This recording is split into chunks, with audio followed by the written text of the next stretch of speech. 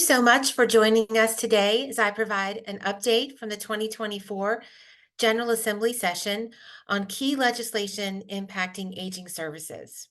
This was a long session, a 60-day General Assembly session. We had over 3,500 bills and resolutions that were introduced, and the General Assembly adjourned on Saturday, March 9th. So occasionally throughout this presentation, I'll be referring to legislation that's been continued to the 2025 General Assembly session. What this means is that the proposed legislation for the current session, the 2024 General Assembly, did not move forward. Essentially, that legislation is dead. In order for it to move forward, it will have to be reintroduced during the next General Assembly session to be considered. So it does not automatically, as being continued to the 2025 session, mean that it will be considered. It will actually have to be reintroduced by a legislator to move forward through the General Assembly process for consideration. I want to take this opportunity to thank our Leading Age Virginia Public Policy Committee. They are a tremendous support to us to help us develop our positions on legislation and regulations, and are always available during the session with very little notice to help support us with suggested changes to legislation or determining quick positions that we need without very much notice. So thank you so much for your support.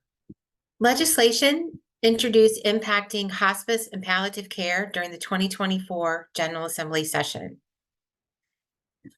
We are very pleased that we had legislation, actually budget amendment, introduced for a Medicaid palliative care study.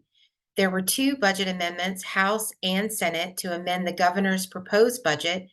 These amendments propose that the Department of Medical Assistance Services would convene a work group of stakeholders to study the feasibility of providing Medicaid reimbursement for palliative care services for individuals with life-limiting conditions. This study was not included in the budget, but it did have a positive impact that it raised awareness about the issue and started a conversation.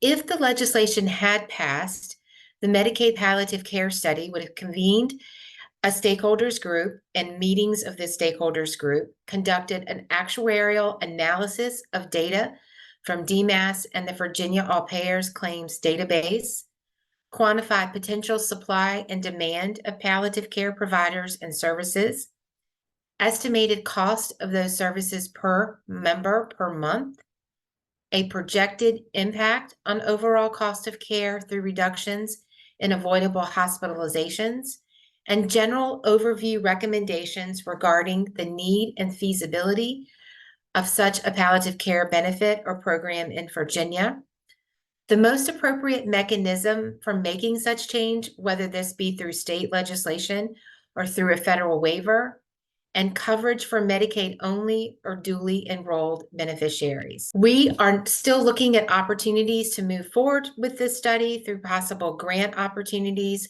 We will continue to have this discussion with legislators. So although this was not approved in the final budget, it did have the impact of raising the conversation, for which that we're very pleased. We are also thrilled that we had two resolutions that were introduced and approved commending Leading Age Virginia's 50th anniversary that were presented on the House and Senate chamber floors during session. With the team in the gallery, including board member Jenny Martin from Blue Ridge Hospice, both the House and the Senate recognized our incredible contributions to aging services in the Commonwealth. Here's to 50 years of dedication, innovation, and positive aging for all Virginians. Many thanks to Delegate Bobby Orrock and Senator Schuyler Van Valkenburg for this recognition. The General Assembly is reconvening on April 17th to vote on the governor's vetoes and amendments, and will keep members informed on any changes or actions that occur during this session on the 17th. Thank you all so much for your advocacy. Much appreciation to all Leading Age Virginia members for your invaluable advocacy efforts during this General Assembly session. If you have any questions, please do not hesitate to reach out. Thank you.